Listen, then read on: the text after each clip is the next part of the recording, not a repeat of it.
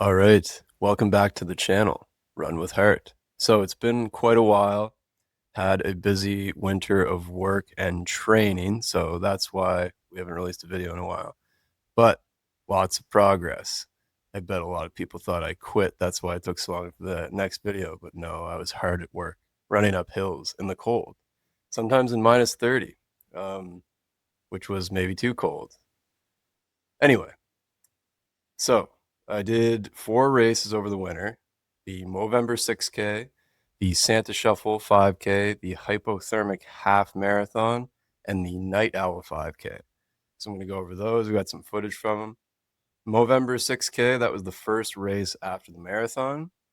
So I was a little banged up still, mostly just like muscle stuff. I didn't have like any ruptured tendons or crazy injuries like that, but I was just kind of still on some ginger legs because I hadn't, done a marathon, and I had come off surgery and did one 10 months after. So it's a lot to ask of the body.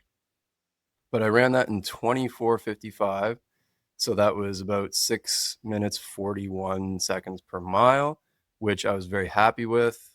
That's faster than what I was running before the marathon. A lot of that work I did during the marathon absorbed. I found from my rest after finishing it. So it was a good result, and we're going to cut away to the footage of that. Okay, here we're back. This is the first race since the marathon, the Movember run. It is Saturday the 22nd, so we're just over a month after the marathon, all healed up. Gonna be running 6 kilometers, so here we go. We'll see how it goes. I'm gonna warm up. I got some good swag. Let's do it.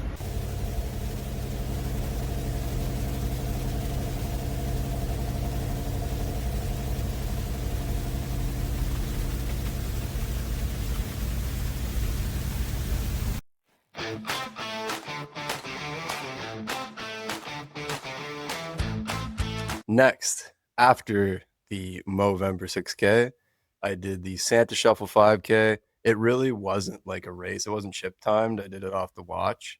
They did have a clock going, but it wasn't like a chip in your bib like it normally is. I ran that. My goal was to go sub 20. I hadn't gone sub 20 in a 5K before.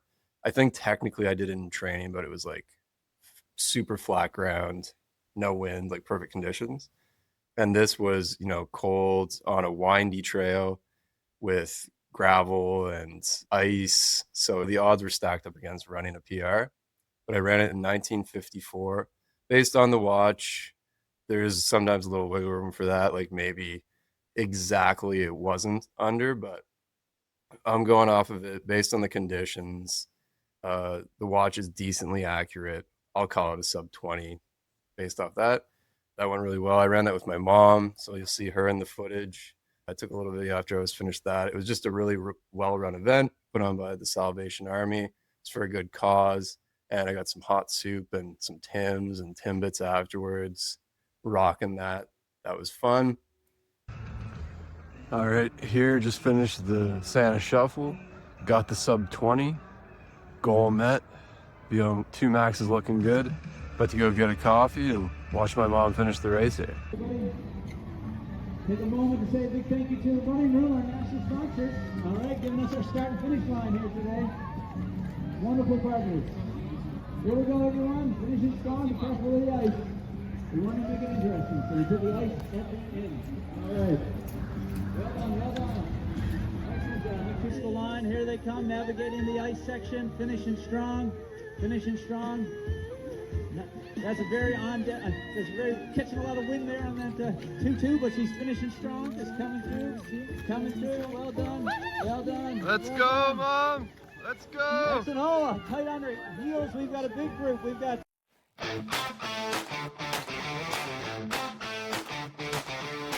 Then we got more into business because I am training for marathon. Marathon is the goal.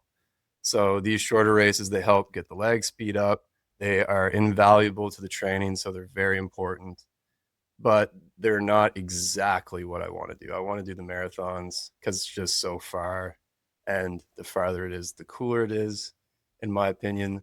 But also, I'm not exactly in a good health space per se to do, you know, a 200-mile race. But you never know. One day, if I have a personal doctor or a medical team or the lovely Miss Casey, when she's a full-time nurse, she will nurse me back to health for some crazy thing like that, maybe. But for right now, I think marathons they're far enough. Anyway, hypothermic half. My goal for it was to try and run on pace for a close to 3-hour marathon. So like if I ran 2 of these, it would equal like a 3-hour marathon. I was hoping to get close to that. Didn't really go as planned. I had some stress at work. I was training the same, so like the body was just under a lot of stress, and I think I maybe overdid it when I kind of put together all the cumulative stress on my nervous system. So that was something I tried to keep in mind afterwards to not be too negative about the result. But I ran it in 1 hour 34. It was like sort of cold. Um, it was very cold for the spectators. Casey here is nodding because it was very cold. But in terms of like running conditions, it was not too bad. It wasn't hypothermic, but you know, it was cold. It was winter for sure. There was some little icy patches. It was something to navigate, something to think about. 1 hour 34, 38.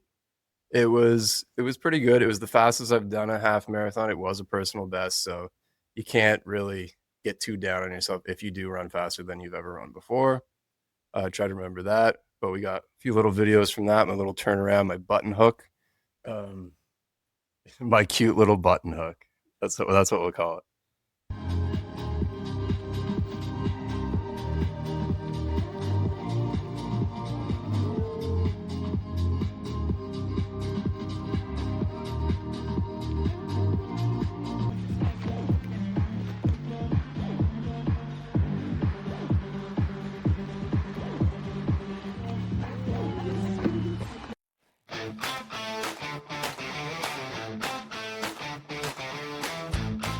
So that was nice. It was a nice day, fun run.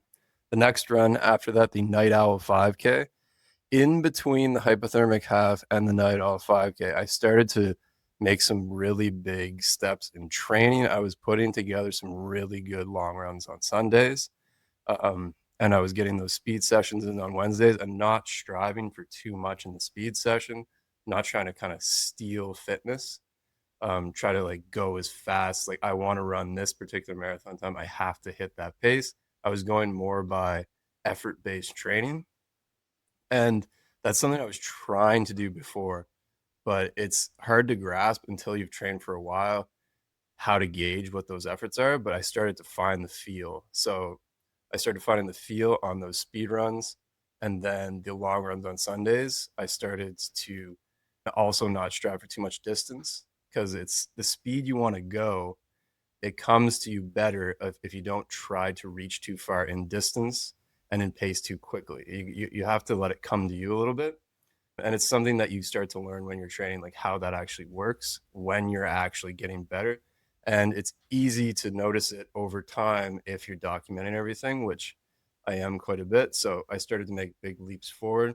The Night Owl 5K is in Point Pleasant Park in Halifax, and it's a very uphill race. There's a lot of uphill in it, and it was at night. It was windy. It was cold, slippery ground, difficult to navigate. It's a very challenging course if you want to go run your best time. And I ran in 1948, like off the chip on the bib, for real, 1948. And really, I ran it very well. I was proud of myself for that one. Did great. And I felt that was a race that really brought me forward in terms of speed. The leg speed felt good. I've been using Breathe Right strips, which I prefer for their fashion over their comfort. No, I'm just kidding. But they're very effective. I find like I can't breathe through my nose that well. And the first time I tried running with one, it actually really, really made a difference. So I've been wearing those, and that's been helping too. Wore one in that race, felt pretty good as you can feel when you're like pushing it to the max in a 5K anyway. But 1948, really good. Happy with that. Remember, they changed this too bad because life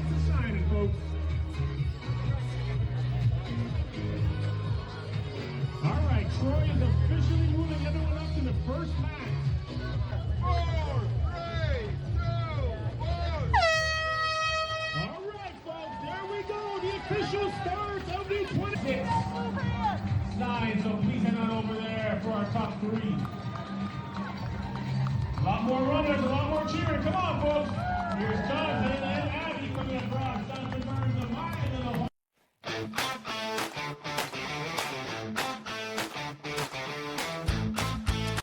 The next race I have coming up is tomorrow, the Beehive 5.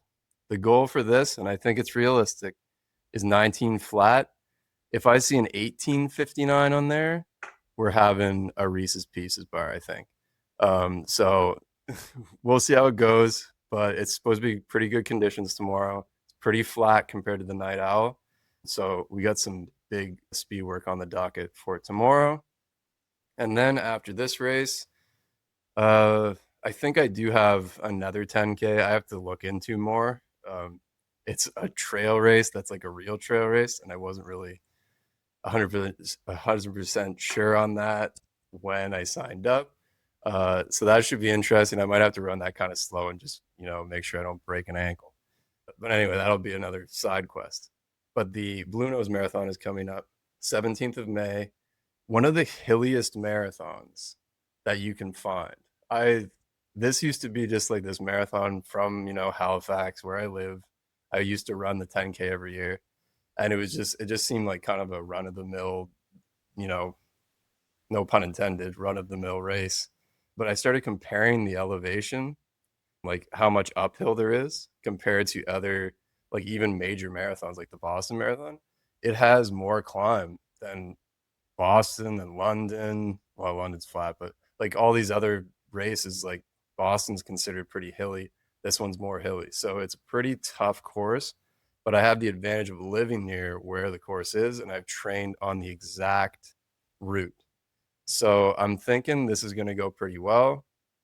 The tentative goal, depending on how I'm feeling near the race, is to go under 3 hours, 20 minutes. So this speed work, the cumulative effect of these long runs, we're going to see that. And I think based on my training, based on the races I've done, especially the long runs I was able to execute in training, I think it's a very good goal is to go under 3 hours, 20 minutes. And if I run under 3 hours, 20 minutes on this course, I think we're getting close to talking about sub 3 in the fall. And it's going to be a good one in the fall. That one's going to be real interesting because we have a different marathon, perhaps an out of country marathon, a little teaser there in the fall. So that'll make a good video, and maybe we'll try like a full real style vlog for that. But anyway, I'll do a little sign off tomorrow at the Beehive 5 afterwards. Miss Casey will not be filming that one, but I'll make a little video after, kind of talk about it. And that'll be the send off for this part 1 of the Blue Nose Marathon build. So thanks for tuning in again.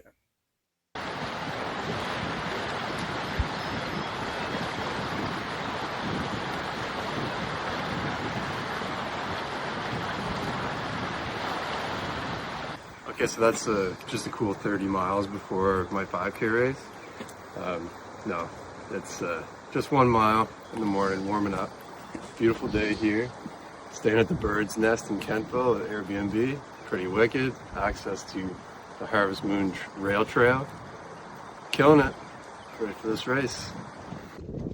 All right, so it's in the books. 5K, broke 19. Above what I wanted below what I wanted for the record. Really happy with that. Good speed work for the run. Next one up is the trail race, and then I got the Blue Nose Marathon after that. And I should mention that this next marathon is dedicated to my grandfather, who recently passed away. One of the best marathoners that Cape Breton has ever seen. I'll do some more information about that. I'm also going to try to raise money for Alzheimer's alongside heart health research for this next run. So making progress, making moves, see what happens.